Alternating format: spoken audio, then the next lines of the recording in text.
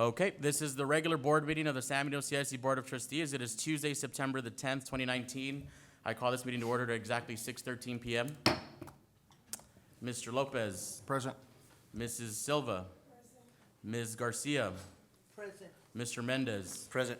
Mr. Rosas. Present. Mrs. Weaver. Dr. Carmen. Present. And Mr. Flores. Present. We start off with agenda items 3 and 4. That is invocation and the Pledge of Allegiance to the United States and Texas flags. I will turn it over to Ms. Garcia. Yes, I'm doing it again this month because Ms. Silva's still under the weather a little bit. Okay, we have two students from Veterans Memorial Academy. The first student we have doing the pledge is Cassandra Cruz. She is a VMA cheer captain, is the daughter of Carmen and Hector Cruz. She is a UCA All-American cheerleader, a member of the Palm Valley Senior Elite Company, and is also involved in 4-H. Thank you. The next one is for the prayer. We have Ekaterina Cruz, who is the daughter of Eduardo Cruz and Rosie Ramirez. She is 14 years old and a ninth grader at Veterans Memorial Academy. Kat, as her friends and family call her, is an avid dancer and currently holds the office position of colonel for the Dazzlers drill team. Not only is she an amazing dancer, but also excels in mathematics and the sport of golf. Kat's future plans include graduating high school with honors, obtaining a college degree in dance and the sciences to eventually become a pediatrician. Thank you.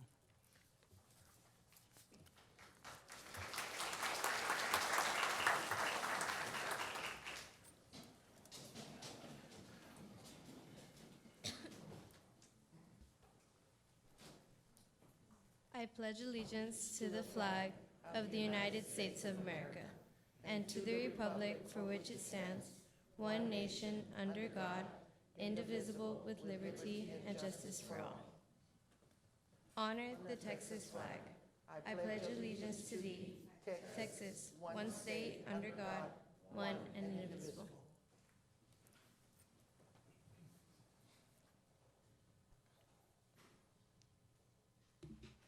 Please bow your heads. Lord, as we gather today at this meeting, we ask that you will be in our midst. Help us to make decisions that will be pleasing to you. Let this meeting be productive and, as should be the case in all areas of our lives. Help us to keep you at the forefront of our minds as we do the work set before us. Continue your gracious watch over San Benito CISD. And thank you for the blessings you continue to bestow across our district. Amen. Thank you.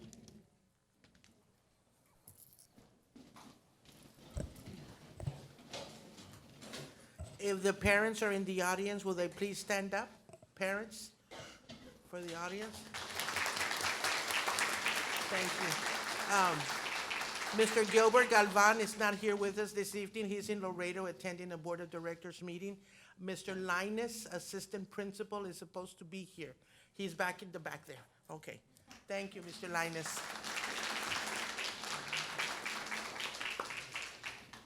Ladies, if you want to come up.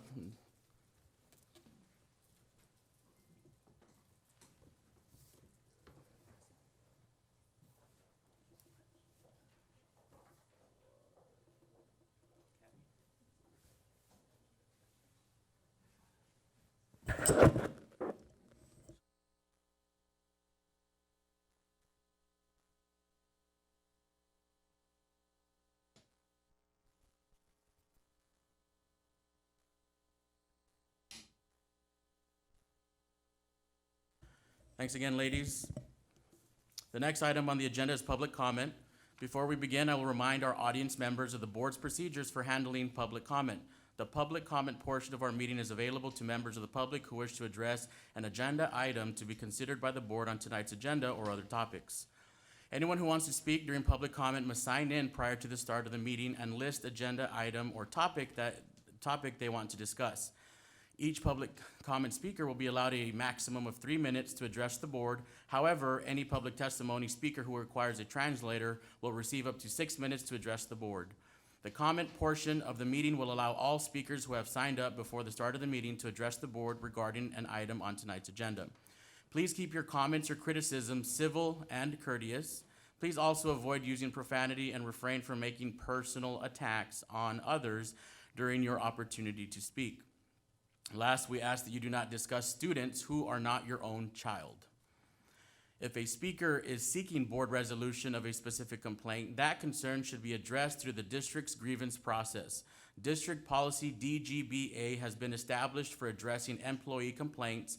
Policy F&G is the avenue for filing parent complaints, and policy GF addresses community member complaints. Grievance forms can be obtained at any campus administration office or in the central administration offices. Thank you. So our first speaker is Ms. Rosalinda G. Garcia. Welcome, Ms. Garcia, as always.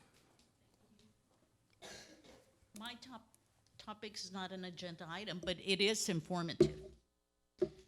Good evening, members of the board, administration, and community. I come here tonight to publicly comment on an incident that occurred on July 5th, 2019.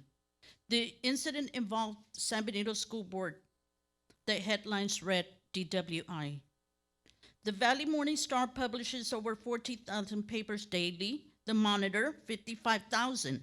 The San Benito News, 3,000.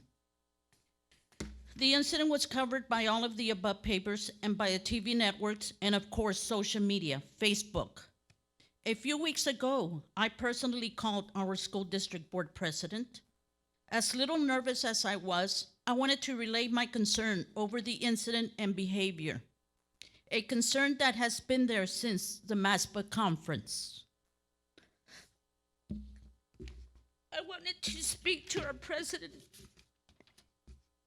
and see what direction I was going to take this second time. Our board president never returned my voice message I left, and it was not been the first time. So now I stand here and most sincerely ask you to do what is ethically correct to do. Resign. Last month, an attempt was made by a couple of board members. They had the readiness and with valid cause to reorganize the board, but the action was voted down by the majority. They were not seeking for you to be removed, just to be reassigned. I do not need to go into the ethics and responsibilities of a board member. I don't need to go into the politics, as you stated, should be left out the door and not brought to the board table. What I do want is to share with all of you that our sister school district across has the community at the very top of their organizational chart. Then the school board, then the superintendent. That is me at the top and others. And that is how I would like to see that chart too. I am glad to know that it is now a law against having public comment at the tail end of a meeting, and it has been customary with this present board. Our voices will no longer be suppressed. If I want to come up here again next month and the next month after that and ask for a resignation, I can. Silence does not generate progress. Cesar Chavez, Rosa Parks, Martin Luther King, Robert Ms. Kennedy, Garcia, that's time. Thank you. Dolores Huerta, Bernie Sanders. Time. Thank you. Alrighty, next up we have Ms. Annie Lou Garcia speaking on students' needs. Welcome, Ms. Garcia. Thank you.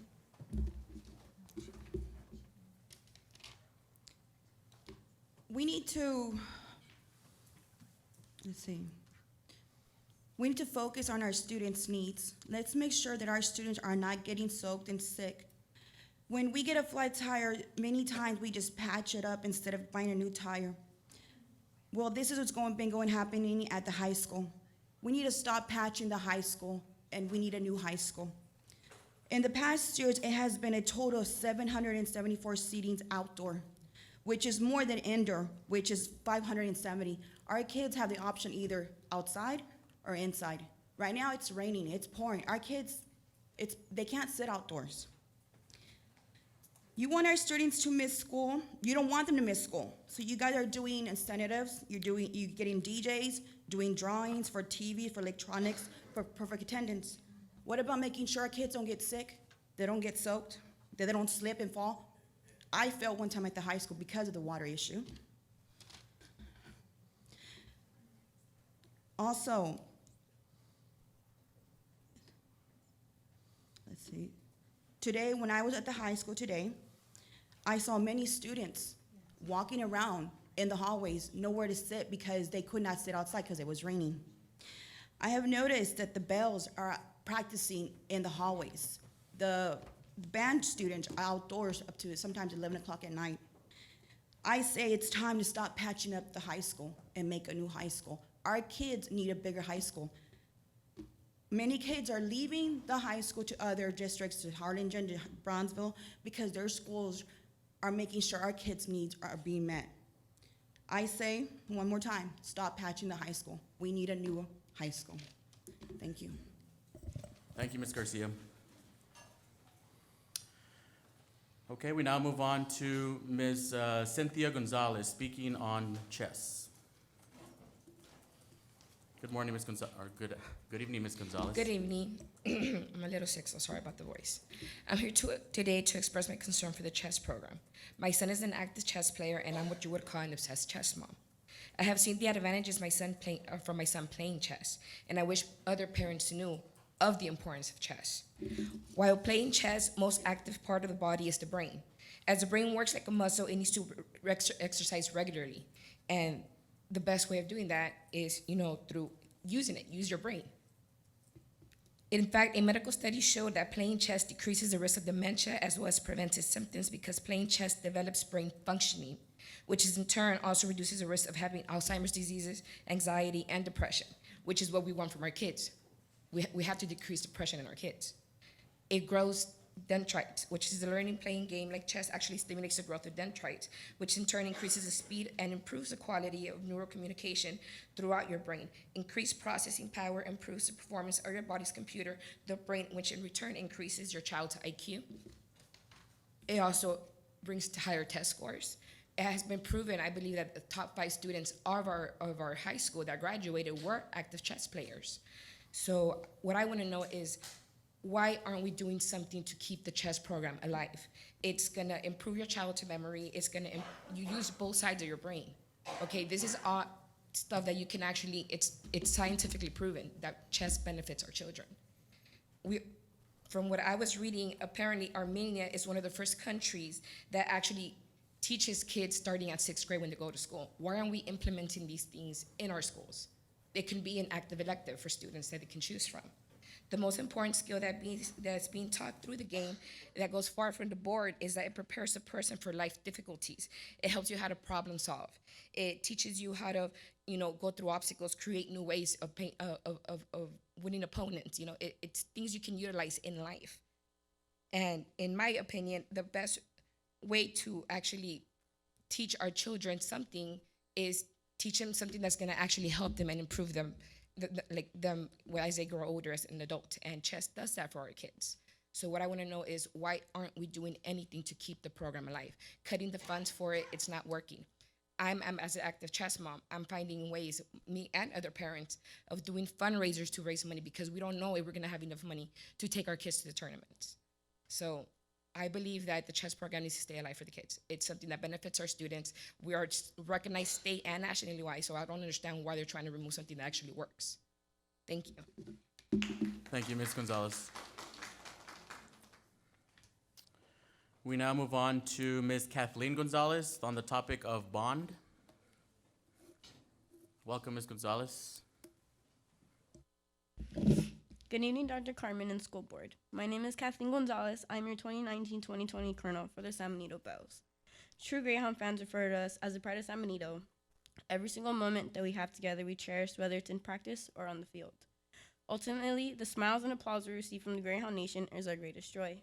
As Bells, we take pride in everything we do, from community service to events and even helping out when needed. With possibility of exclusion of a dance studio in the building of the new facility, I felt the best way to be heard was utilizing public comment. If you may not be aware, practices are being held outside, in hallways, and sometimes in the gym, where practice has to be cut short and relocated elsewhere due to other sports needing the facility for practice. I felt, as a leader of a team, I need to speak up. We know that our sponsors already have come, so we felt that it was our turn and for y'all to hear it from our perspective. We have amazing relationships with the band directors and the football coaches, and when the space is available, they open their doors to both teams when in need of an area to hold practice. And we thank them for all that they do to provide us with a safe place to practice. Our parents pay over $1,000 for us to participate in bells and in cheer. After watching the recording of July 16th school board meeting, I felt responsible as Colonel to speak up on behalf past, present, and future bells and our cheer team, since this affects them as well. A statement was made by a board member in regarding to the percentage of the population we make up, and that the board should worry about the 100% and not the 5%, that 5% being us bells and us cheers. We are the 5% that our every back to school event in the district puts up. We are the 5% that gives up our last few days of summer to decorate the high school and cover it with Greyhound spirit to welcome our fellow classmates. We are that 5% that also comes in the last day of our summer to help teachers decorate their rooms. We are the 5% that takes pride and promotes our school. Yet we are the 5% being left out. As the Pride of San Benito, we would hope that no matter what percent of the population we make up, whether it's the 5 or the 100, that we are included in your plan of action to include the dance studio as it was originally proposed in the build-out of the multi-use facility. When you make your final decision to hopefully include or sadly exclude the dance portion of the facility, I ask that you keep our best interests in mind. Please do the right thing, which in our opinion is make the multi-sports complex what it was proposed as, all sports and extracurricular activities, or at least provide us, future bells and cheer, a safe place to practice, and feel like we are truly the Pride of San Benito. Thank you for your time.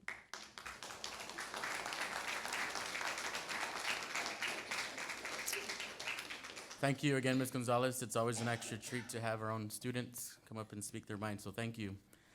On that same note, we have more students. I will invite first Ms. Ariana Castillo.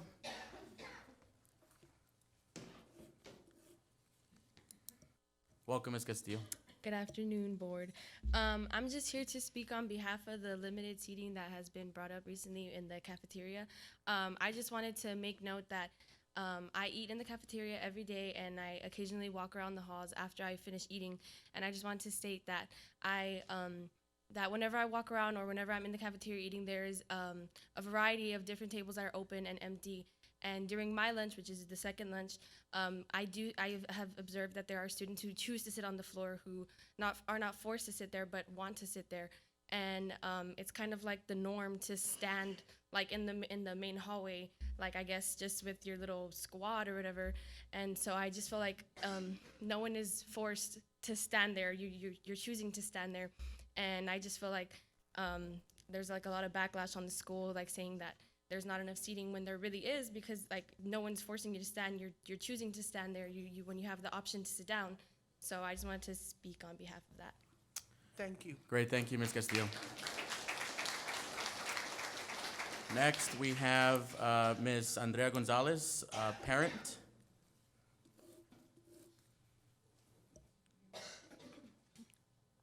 Hello, good evening. Yes, I'm back again.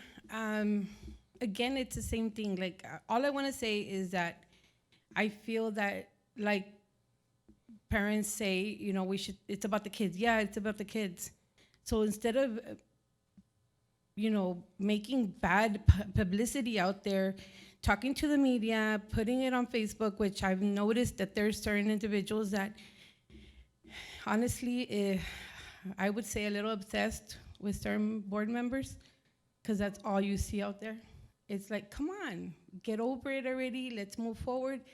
Let's focus on the real issue, which is our kids, because I'm still a mother of 4 in our district, and like I said before, and I have 2 previous ones. So, you know, shame on you. Shame on those people that keep putting us out there and making us look bad. Be part of the solution and stop being part of the problem. Like, I know for a fact Harlingen has, the school district has problems. Everybody has problems, but they don't go out there and call Channel 4 or Channel or whatever to publicize it. That's the only difference between our district and other districts. So it's like, I see it as shame on you. Like, come on, you know, I don't know if they're bored or they don't have anything else to do, because I do. But yes, you know, I'm sure there's room for improvement everywhere in other schools. I agree with those parents, yes. But putting it out there like that with making us look bad is not the solution. So I would just like to comment on that. And also about the cafeteria. My 2 previous boys went to the high school and I never had a problem. So it's like, stop being those parents that hover over your kids and baby them till they graduate. I mean, I love my kids, but I'm not gonna make a big deal about every single little thing. So education is more important. And as long as those teachers are teaching my kids what they need to be taught, I could care less about anything else. So at the end, that's what matters. So again, thank you for the board for all your hard work, and keep doing what you're doing and focus on the positive. Ignore everything else, because I'm sure each one of us has a little toe to be stepped on. So, thank you. Thank you, ma'am. Appreciate it. Thank you, Ms. Gonzalez. We now move on to Ms. Lalina Conde, a student comment. Good evening, school board. I'm here to speak on the behalf of lunch, how everybody's talking about where there's no space. There is space, everybody just choose not to sit where everybody is. They rather be personal, sit by themselves. And well, there is space. They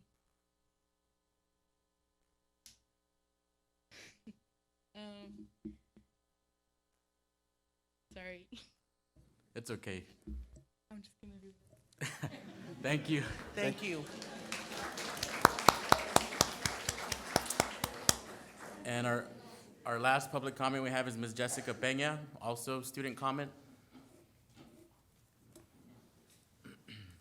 Welcome, Ms. Peña.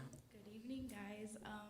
I know you guys are probably tired of hearing about lunch, but that's the main comment right now. I'm sorry. Yes, there is tables. As a senior, I've been seeing there's empty tables everywhere. There's people standing in the hallways. They choose to do that. So, like, you guys are just the parents that are choosing to make these comments, that are choosing to hover about this, making comments, I'm sorry.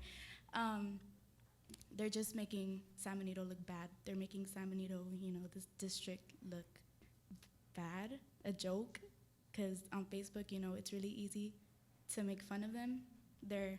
I know other districts have dealt with that throughout the years, and you don't see them making, you know, comments and making a fool out of San Benito. So even some of my friends, even me, like my freshman year, I would stand, but because I chose to, because I was with my group of friends. It's not something like, it's my choice. It's not, I'm sorry. I keep, yeah, it's my choice. Thank you. Thank you. Appreciate it. Thank you, Ms. Peña.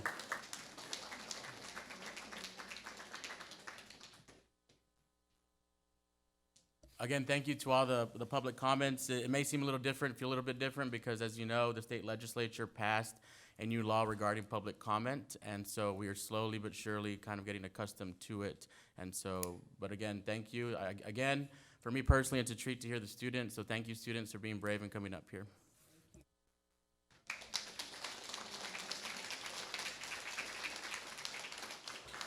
We now move on to the superintendent's report, where I will turn it over to Dr. Carmen.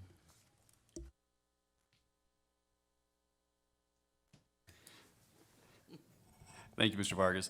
At this time, I am going to ask Mr. Luis Gonzalez if he would come up to the podium, please. We have some campuses to recognize based on some distinctions they earned from TEA. Mr. Gonzalez?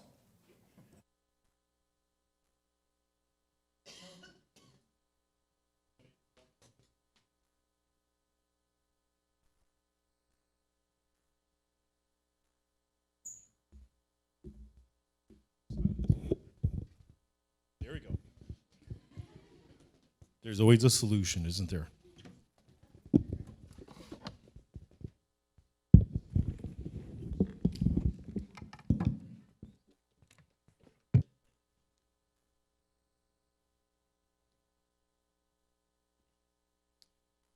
Okay, good evening, everyone. My name is Luis Gonzalez, and I serve as the Director for Family and Community Engagement. It's a time for celebration right now, and we're going to be celebrating the champions that we have in our district.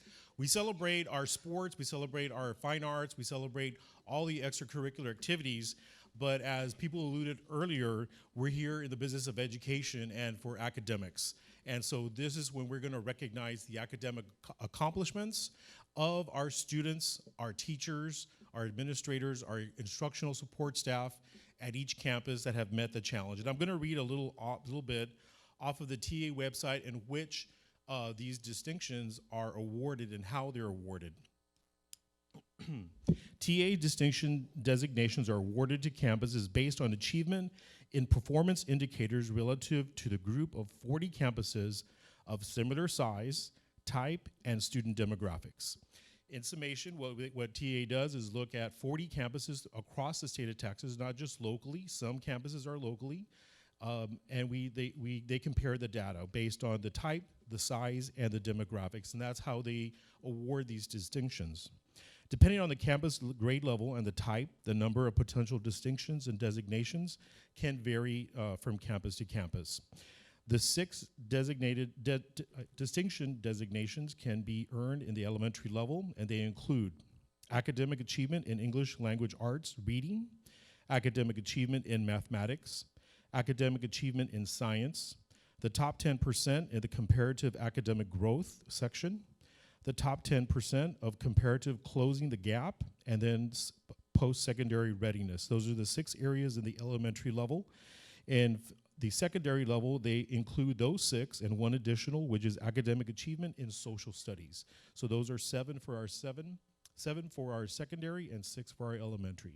So at this time, we're going to go ahead and start our award ceremony and awarding our championship belts to those campuses that have met those distinctions.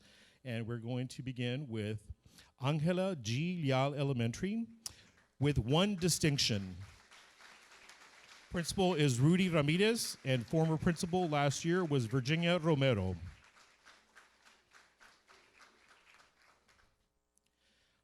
Our next champion is Rangerville Elementary with 1 distinction. The principal is Miss Nora Martinez.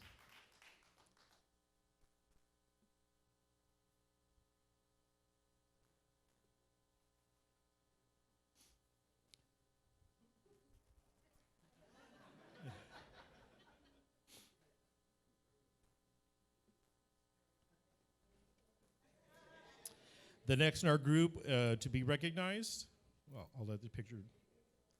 The next in our group is going to be San Benito High School with 1 distinction, and principal Ms. Isabel Solis.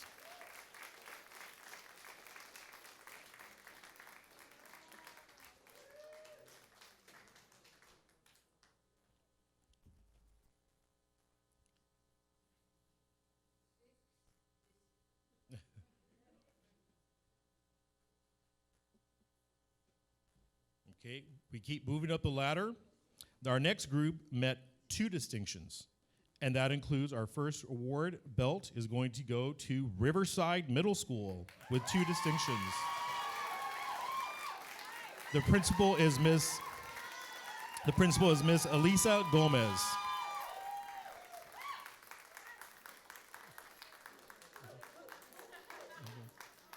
We like for the staff, if Riverside Middle School is here, please join us. These, of course, are the teachers that made it happen for our students. Congratulations, teachers.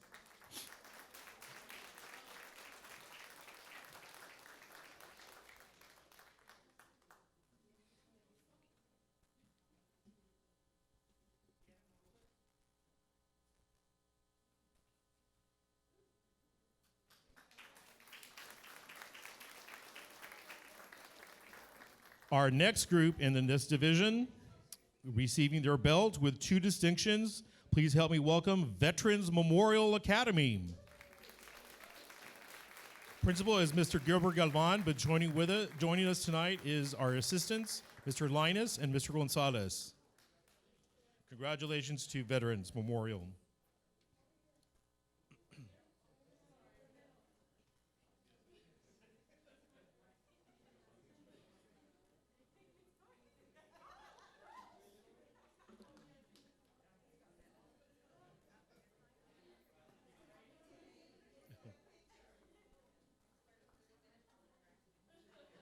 And joining us are Veterans Memorial Academy. Oh, these are Riverside? I'm sorry. Sorry. They're, yeah, a big group. Congratulations to them.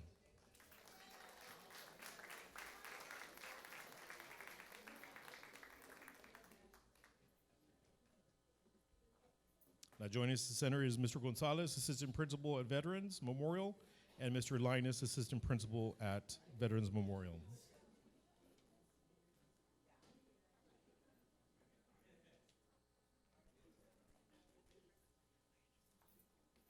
Okay.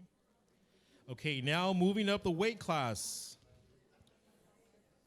With 3 distinctions, please help me welcome La Paloma Elementary. The principal of La Paloma Elementary is Ms. Belinda Gonzalez.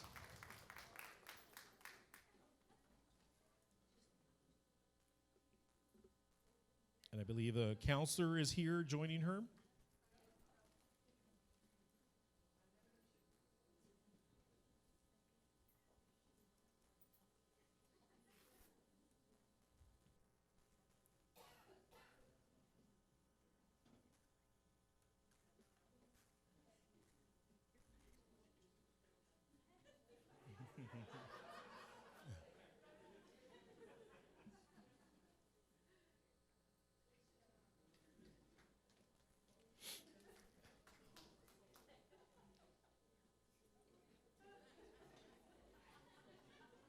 Okay, moving up one more spot with 4 distinctions. Here we go with the next weight class. And joining us is Dr. C.M. Cash Elementary, and principal is Ms. Marlene Araiza, and our former principal, Ms. Delia Cornett. Joining us is our assistant principal, Ms. Sylvia Garcia. Again, 4 distinctions.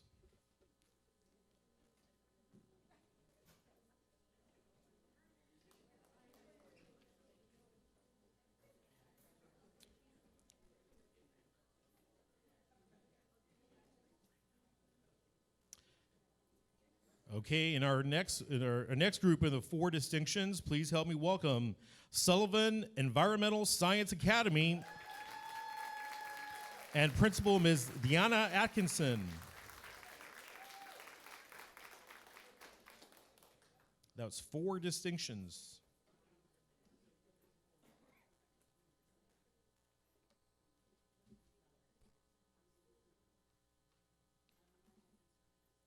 Okay, now we're moving up the weight class again. More stars added to the belt. This is our group of 5 distinctions, and the first of the campuses is Judge Oscar de la Fuente Elementary. The principal is Miss Libby Flores, and our former principal is Mr. Rolando Diaz. Congratulations to Judge Oscar de la Fuente Elementary with 5 distinctions.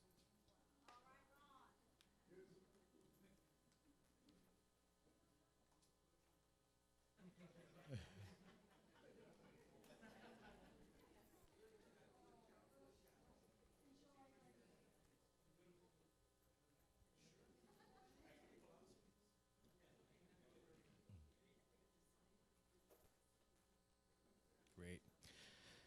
Joining in the 5 distinctions, and this year, so proud of this school, of their 5 accomplishments. Please help me welcome La Encantada Elementary. And principal is Miss Gracie Martinez. And she is joined by her assistant, principal, and staff members from La Encantada. Congratulations, Ms. Martinez.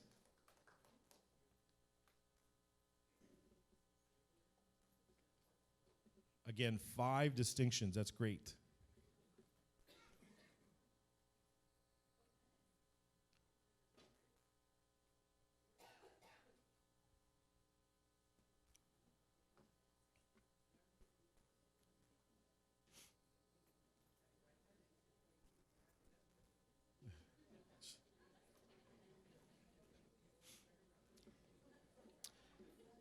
Earlier in the presentation, I alluded to the different distinctions that the elementaries can receive. and they were, in elementary, the most you can receive is 6 distinctions. And this was accomplished by 2 campuses. Our first campus to receive the heavyweight belt with 6 distinctions, every one that they could qualify for. Please help me welcome Ed Downs Fine Arts Academy. Principal is Miss Mamie Lopez. Assistant principal is Miss Julie Aguilera. And we congratulate the teachers, students, parents from Ed Downs Fine Arts Academy with their 6 distinctions.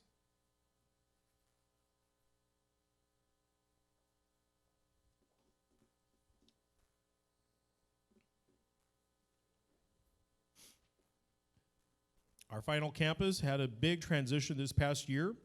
Very proud of this elementary academy now, with 6 distinctions, each one of them that they could earn. Please help me welcome Dr. Raul Garza's STEAM Academy and Principal Miss Elsa Lambert.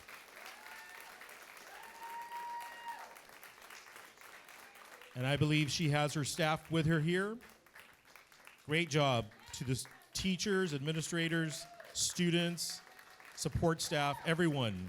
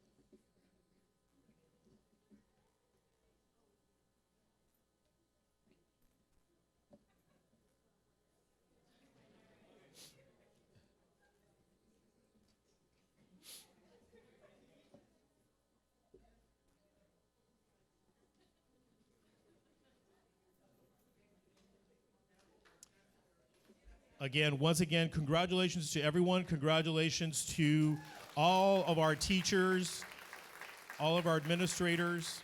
We also have to give acknowledgement to our central office staff, our academic department. They're the ones who lay the foundation, provide the guidance, and so we know that students will meet the challenge, and they have met the challenge, and I know that this year the students will continue to meet the challenge.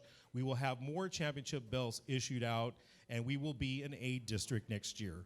So again, congratulations to everyone, and we look forward to this coming year. Thank you and good night.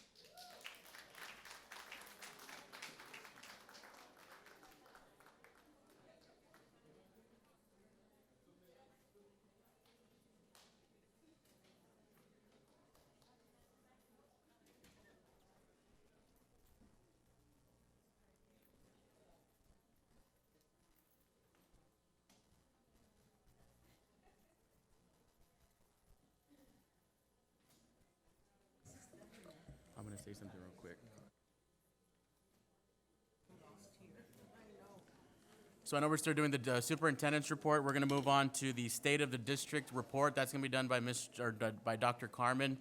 But just wanted to make sure to reiterate the thanks to all the staff, namely principals and their directors, for achieving this. It wasn't easy. We've come a long way academically. I don't have to remind you that we were at 74 last 2 years ago, then at a 78, and then now we arrived at an 85, which shows tremendous growth. But I would be remiss if I also didn't thank the students and their parents, because I think sleeping early the day before was not always a favorite of mine, and preparing for those tests. So I want to make sure that we definitely highlight the students and the parents and make sure that they're also too a part of this village it takes to make sure that we're climbing academically. So thank you. Dr. Carmen? Thank you, Mr. Vargas. Next under superintendent report, we have the state of the district report. It should be on the screen momentarily.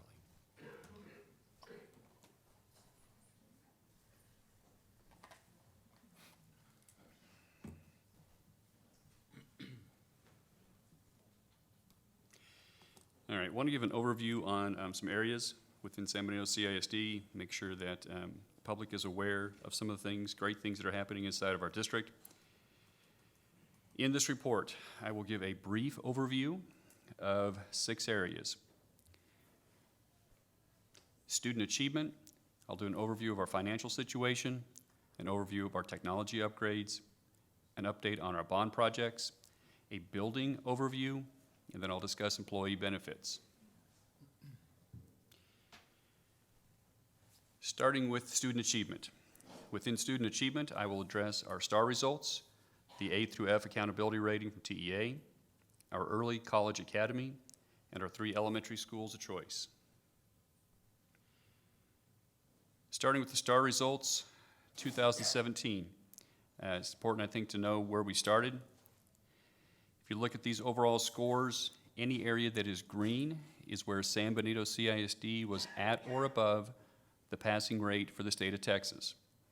As you can see, hopefully if the screens are large enough, that was only 2 areas back in 2017. The average difference between our passing rate in San Benito and the state of Texas was a gap of 8.32, and we had 3 assessments where there was a gap of 20 points or more, the largest being at 22 points. Fast forward 1 year, we focused a lot on alignment in the 17-18 school year, and we saw some gains. You can see from, oops, sorry, next slide, Marta. Sorry. You can see, back up 1, please. 18, there we go. It's all right. You can see on the screen now that there's a little bit more green, and in fact, at or above the state average on 5 out of the 22 assessments. The biggest gap had decreased down to 15, and the average difference between the rates that our students were passing as compared to the state average had decreased to just over 6 points. Fast forward 1 more year, where we continue to focus on alignment, but we also brought in components on the rigor and the relevance, and really worked with our teachers on raising the bar for our students because we knew they were capable, and we saw, again, some growth in 2019. More green on the screen. More green on the screen 2019, at or above the state average on 8 out of 22 assessments. The gap, the average passing difference, dropped again to right at 4 points. And as we just celebrated, we went from 26 campus distinctions from TEA up to 40 distinctions. And then how that impacted our A through F accountability rating on the next slide. Just as Mr. Vargas had stated moments ago, we were at a 74, which was a C in 2017. We went up 4 points to a 78 in 2018. We gained another 7 points this year, up to an 85, so our district is recognized as a B. Next area I want to cover under student achievement is our early college academy. We opened this up last year after some thought about whether we wanted to open up a full early college high school. We opted instead to focus on the core credits for our students. Felt like at 15 years old, too early to start on selecting. What you said. Siri wants to have input, sorry. I'm listening.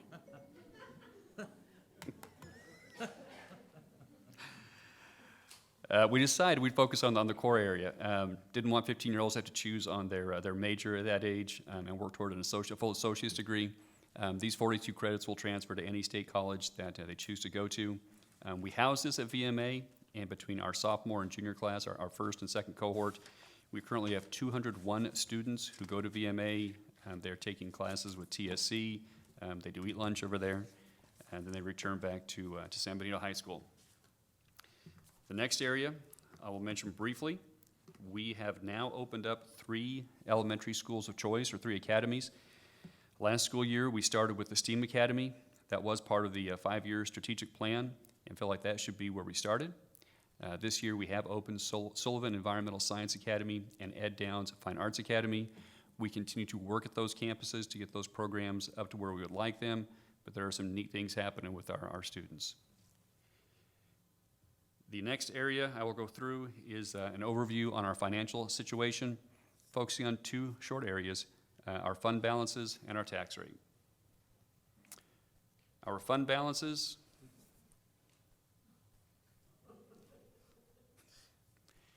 got a little excited there. Our fund balances as at the end of the June, one more. There we go. Thank you, ma'am. At the end of the 2018 fiscal year, June 30th, our audit revealed that we had an unassigned fund balance of almost $30 million, a health insurance fund balance of just over $4 million, and a child nutrition fund balance of about $2.6 million. So financially, very stable, very healthy. Tax rate was presented earlier by Mrs. Rendon, and what's in front of the board this evening to decide on is the same tax rate we have had since 2009. It is $1.3049. Technology upgrades, we have done quite a bit. This is since July 1st of 2017, so just over two years in providing technology for our teachers and for our students. We have 500 classrooms now that have interactive whiteboards due to the Epson interactive projectors we have installed. We have purchased and put in our kids' hands 1,340 iPads. And I should add, these numbers are only from district-level purchases. Campuses have their own funds. There are additional items they are purchasing with their campus budgets. This came strictly from district funds. We purchased 6,745 Chromebooks for our students, 1,543 student laptops, and for our teachers, to make sure they had quality technology, we upgraded and we purchased 565 teacher laptops. The bond projects, those of you here last week probably saw this screen from Mrs. Rendon. She gave a very good, informative update on this. I'm just gonna give a quick recap of that. The bond in November passed for a total of $40 million. We strategically split that out so that it would not impact tax rate and our payments would remain at the same level, give or take, so that we would not have to adjust the tax rate. So to that end, we sold $30.75 million back in March. You can see we earned over $280,000 in interest. We have paid out in fees about $4.25, and so still in that account we have $30,600,000 and change. The pending sale, we will sell the remaining $9.25 million. We're estimating that to be February of 2020. Interest rates will drive the exact date, but that's our estimate at this point in time. So again, the funds are there. We are ready to, bless you, to take those next steps.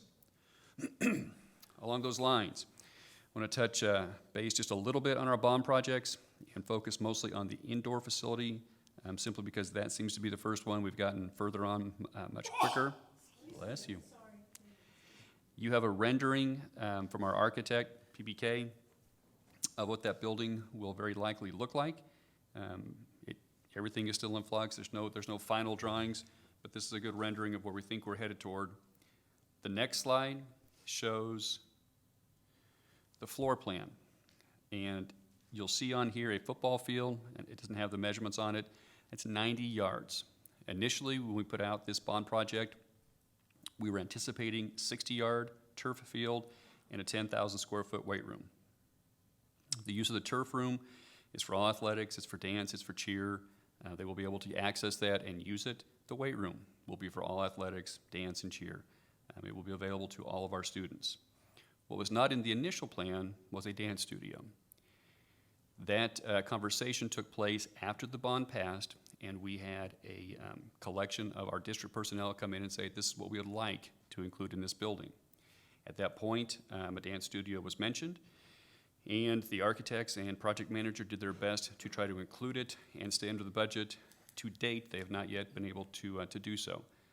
However, we have been able to fulfill the intent of the bond that was sent out to the voters at this point. I am going to go a little bit deeper on the next two slides regarding space for dancing. This is one picture, and on the next slide is a second picture.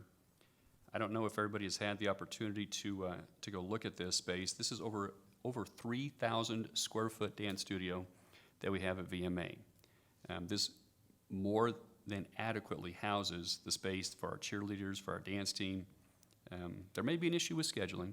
I can't quite wrap my head around why we couldn't have cheerleaders or bells. They could alternate.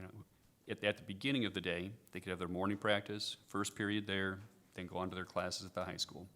At the end of the day, you could bring our varsity, our bells over, and they could finish there and have practice at the end of the day, or vice versa, whichever one wants to go in the morning, whichever one would like to go in the evening. So the square footage is there, the space is there. It's a wonderful studio. It may simply be that we need to improve our scheduling of the use of that facility, but this is one reason why I'm not overly concerned that we couldn't fit a studio into the indoor facility, is because we have this fantastic facility sitting there ready for our students to use. The next area I want to touch on is an overview of the work we've done for our buildings. I'll give a quick update on the renovations. Mr. Garcia and the last two building committees has done an excellent job in updating the board and the community that are here on what is taking place. I'm going to do a very quick recap, and then I'm going to touch on a couple of additions that are upcoming.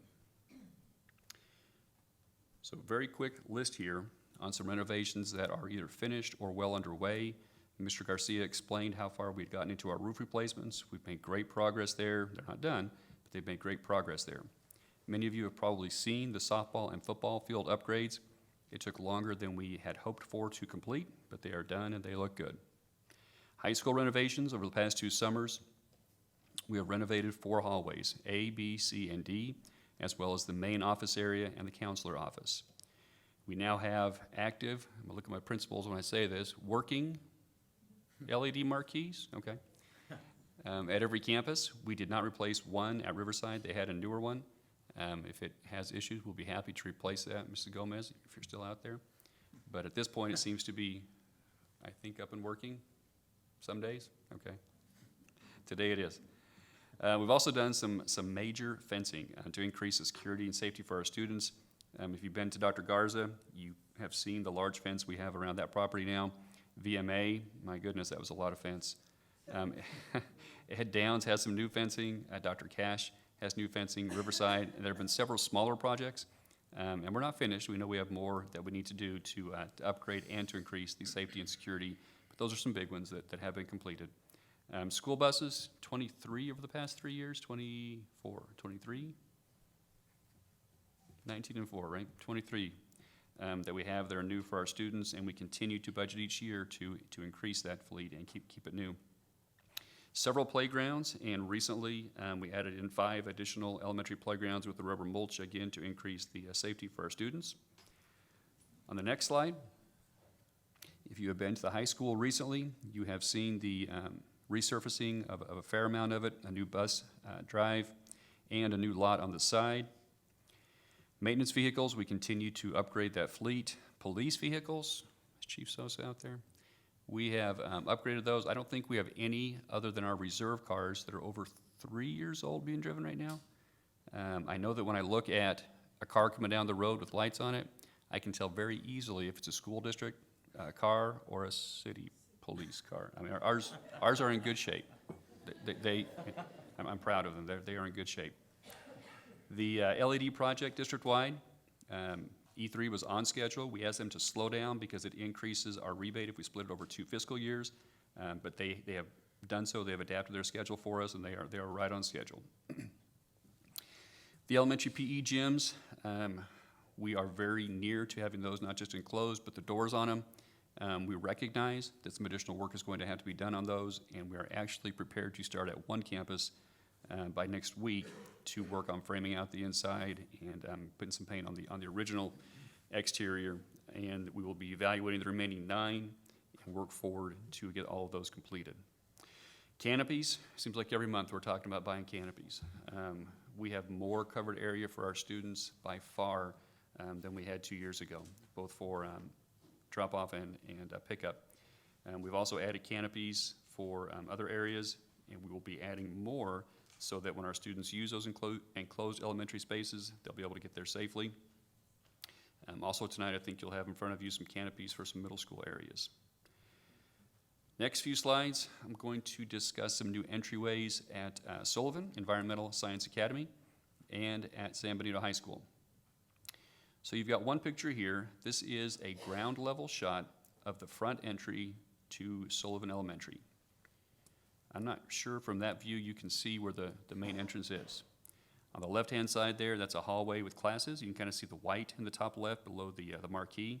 And then straight in front, in center, to the left of that flagpole, that is the main entrance to that campus. A lot of fence in the front of it. If you go to the next picture, I'm not sure who took these pictures, but when they moved to try and get a better view of that main entrance. And again, it's a small building, a short building. It doesn't draw your eye to it. You can follow the sidewalk and find it. But if you're driving by looking, my guess is you're gonna have difficulty determining where the main entrance is for that building.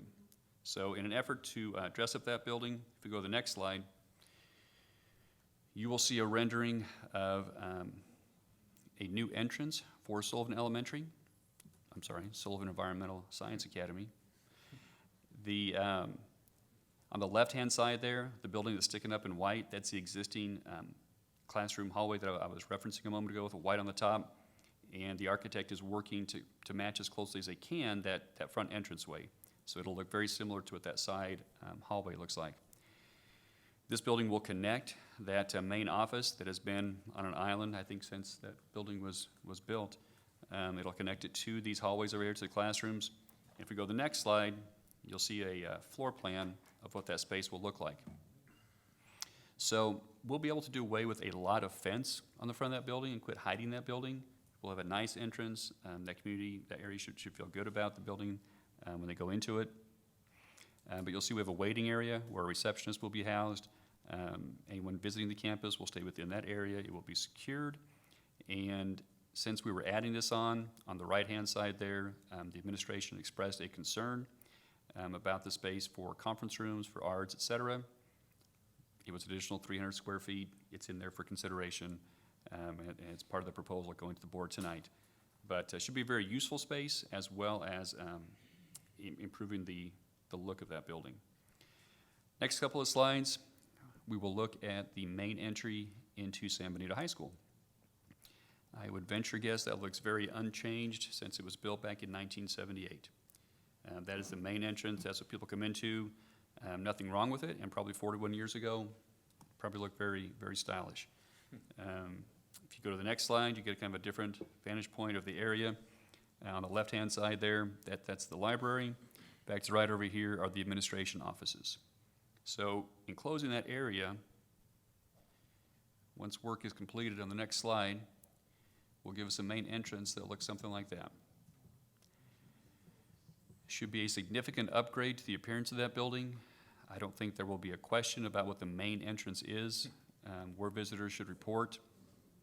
I think it will stand out and add a little bit of character to that campus. But we didn't just want to go for the look and for the character. So if we go to the next slide, here is the current floor plan for that area.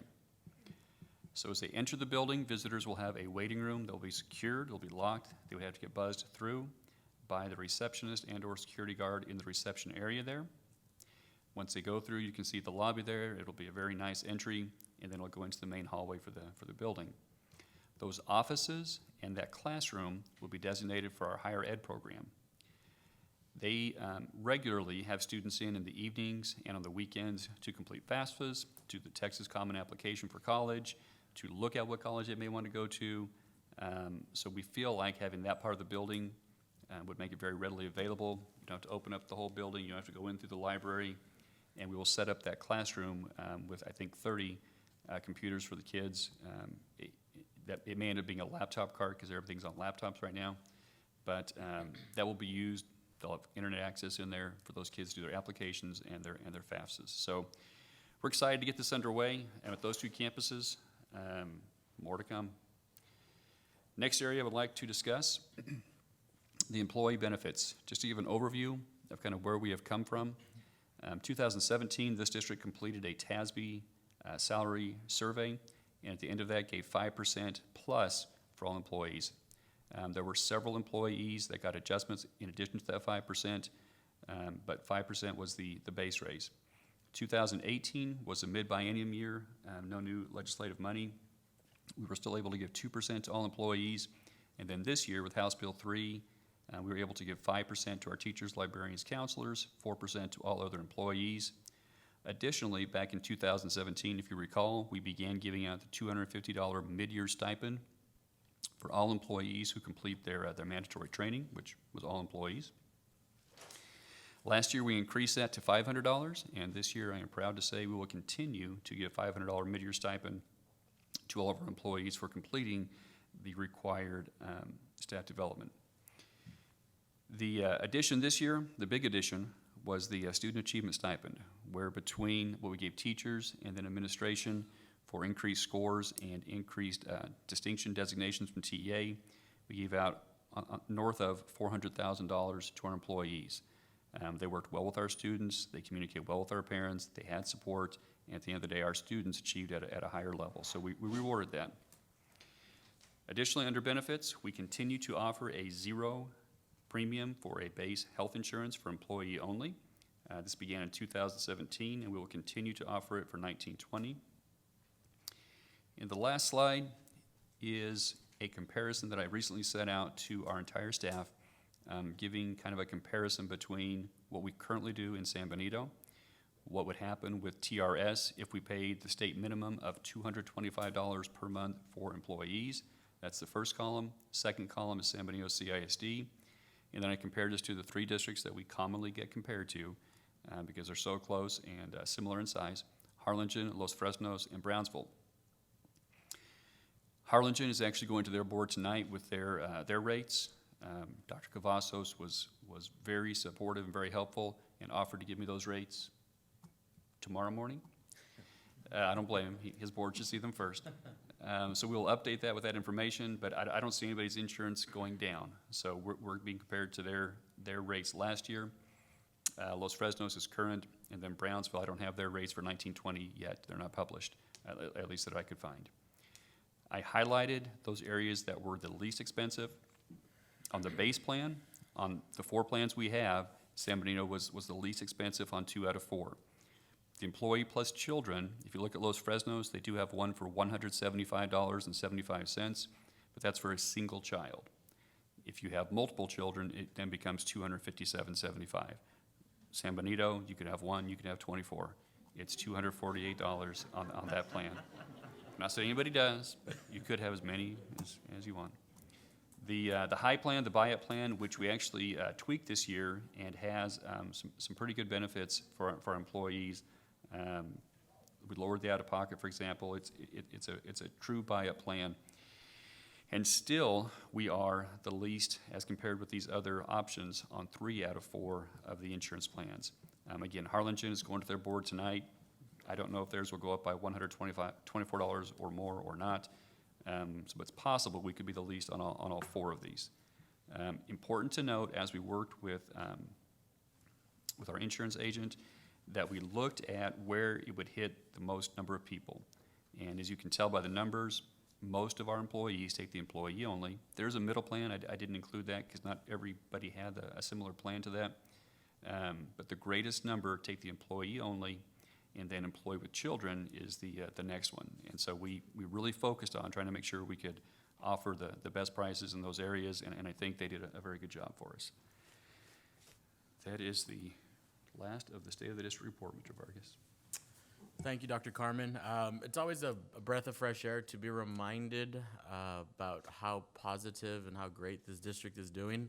I'm not sure what the obsession is with the negativity when we read the newspapers today, but I want to make sure that we absorb this information and internalize it because we didn't get here by accident. And so I want to thank you, Dr. Carmen, and your administration for the hard work that's been done the last couple of years under your administration. And so I want to make sure that, again, we remind the community and continue to be reminding the community, especially those principals who are out there in each of their campuses serving as ambassadors to each of their campuses and proud of their campuses. And so I want to make sure and reiterate that point that district's doing really well at this juncture, and I want to make sure that as a board, we're going to continue doing that as long as we stick together. So thank you.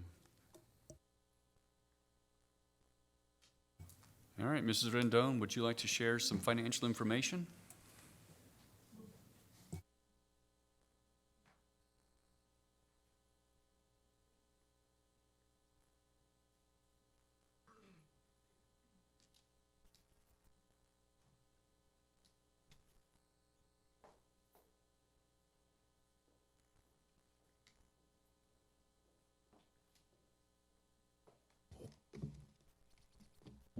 Good evening again. I'll be brief. This evening, I'm presenting the financial reports for the month ending, for the month of August 31st, 2019. Start off with our cash account report.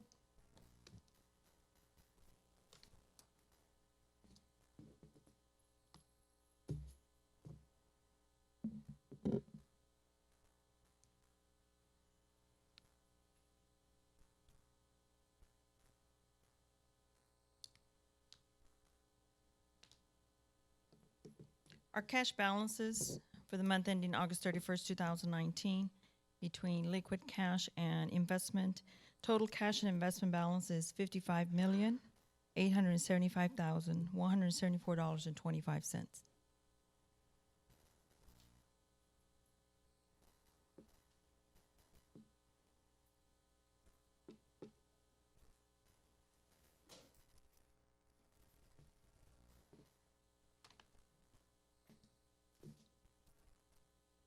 Okay. Following off with the student activity accounts. Student activity accounts have an ending balance of $431,476.25. And in your board package, there you should have a report of the owners of those accounts.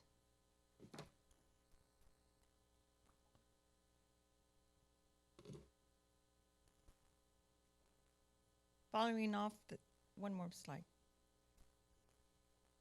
One more. The comparison of the revenue and expenditures to the budget. Starting off with the revenues, year-to-date revenues under the general operating funds, we have realized $692,027.26. Midsection is our federal programs. We're still working with last year's that continue through the end of the month, through September. $9,642,220.15. Interest and sinking fund, we've realized $50,261.60. And under capital projects, $60,311.64. As we presented in the bond payment, those are coming from interest. So for this month, that was earning. Combined for revenue, $10,444,820.65.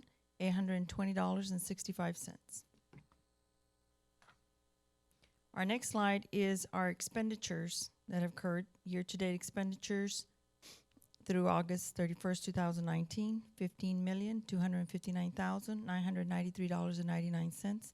That is from the general operating fund. From our federal programs fund, $7,988,458.16. We have not spent anything under our interest and sinking funds. And under our capital projects fund, it's been $768,531.25. Now, I just want to make a note with this. That isn't in the $768,531.25 under the capital project. That's taking in consideration the encumbrances that have been set aside. Because I did do a report, and those were actual expenditures. These take in consideration monies that encumbrances or purchase orders have been set aside.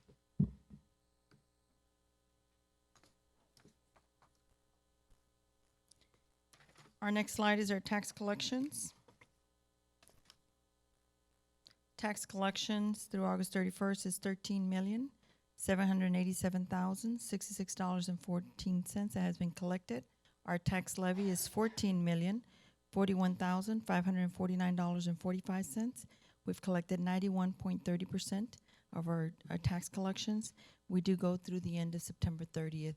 That's what we consider collecting. Our new tax rate starts, our new tax levy starts October 1st.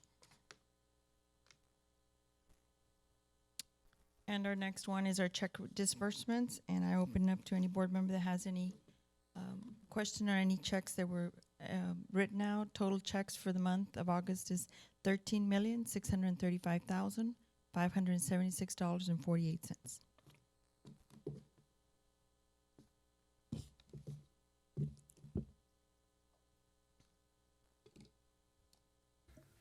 Thank you, Ms. Rendon.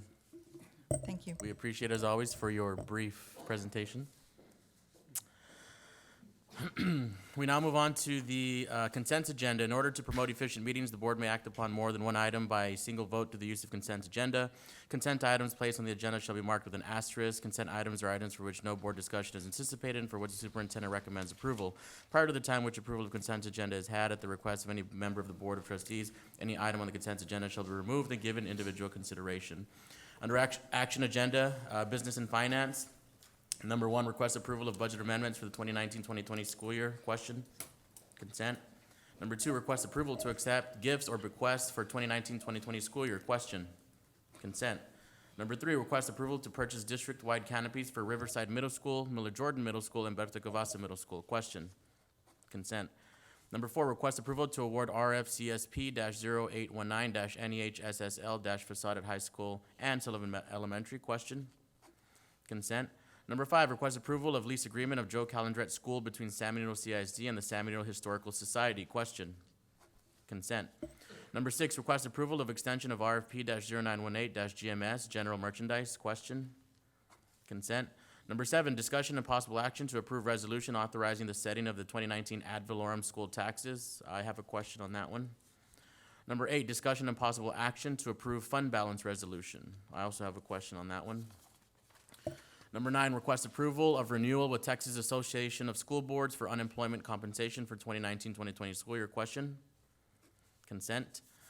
Moving on, under the administration action agenda, we have request approval of memorandum of understanding between San Benito CISD and TSTC STEMS Alumni Association for the 2019-2020 school year. Question? Consent. Number 11, request approval of the secondary school partnership agreement between San Benito CISD and TSTC Harlingen for the Upward Bound program for the 2019-2020 school year. Question? Consent. Number 12, request approval of Brownsville EMS FD affiliation agreement for the 2019-2020 school year. Question? Consent. Number 13, request approval of the purchase of Dreambox digital programs for the 2019-2020 school year. Question? Consent. Number 14, request approval of memorandum of understanding between San Benito CISD and TSTC Harlingen and the Challenger Learning Center of the Rio Grande Valley for the 2019-2020 school year. Question? Question by Mr. Mendez. Number 15, request approval of the State Compensatory or SCE Resource Guide for the 2019-2020 school year. Question? Consent. Number 16, request approval of the approval, well, that's funny, request approval of the approval of Elevation Subscription Agreement for the 2019-2020 school year. Question? Consent. Number 17, request approval of the memorandum of understanding for the Cadets for Vets program. Question? Consent. Number 18, request approval of proposed Perkins Shared Service Agreement between San Benito CISD and Monte Alto ISD. Question? Consent. And number 19, request approval of board minutes. Question? Consent. We move on to the first question item under business and finance. Number 7, discussion and possible action to approve resolution authorizing the setting of the 2019 ad valorem school taxes. I only question that we had to pull it out because we have to read the actual resolution. So, Dr. Carmen? Yes, sir. Whereas the Cameron County Appraisal District has completed the 2019 valuation on taxable property in the San Benito Consolidated Independent School District, and whereas the school tax roll has been certified and accepted, and whereas there are school taxpayers who desire to pay their 2019 school taxes before January, provided they receive discounts for prompt payment. Now, therefore, be ordained by the Board of Trustees of the San Benito Consolidated Independent School District, Section 1, the school tax collector be, and is authorized and directed to accept payments in the 2019 ad valorem taxes based on $1.3049 per $100 valuation. That $1.06 per $100 valuation be levied for the local maintenance fund, and that $0.2449 per $100 valuation be levied for the bonded debt fund. Section 2, any taxpayer who shall accordingly voluntarily pay his 2019 taxes before January shall be allowed the following discounts. A, 3% if the tax is paid in October. B, 2% if the tax is paid in November. And C, 1% if the tax is paid in December. Section 3, this resolution shall become effective October 1st, 2019, after it is passed and approved. Thank you, Dr. Carmen. Can I please have a motion to approve? So moved. Moved by Mr. Lopez. Do I have a second? Second. By Mr. Mendez. All those in favor, please say aye. Aye. All those opposed? Motion carries. Second question item is number 8, discussion of possible action to approve the fund balance resolution. Also have to pull out in order to read the resolution. Dr. Carmen? Yes, sir. Now, therefore, be it resolved by the Board of Trustees of the San Benito Consolidated Independent School District, Section 1, that the facts and recitations contained in the preamble of this resolution are hereby found and declared to be true and correct. Section 2, the board is authorized by the provisions of Texas Education Code, Section 45.105C, to transfer surplus funds not designated for another purpose from the district's unrestricted fund balance into the interest and sinking fund. Section 3, that the board finds and declares that $1,097,604 in funds currently held as a part of the district's unrestricted fund balance are surplus funds not designated for any specific purpose.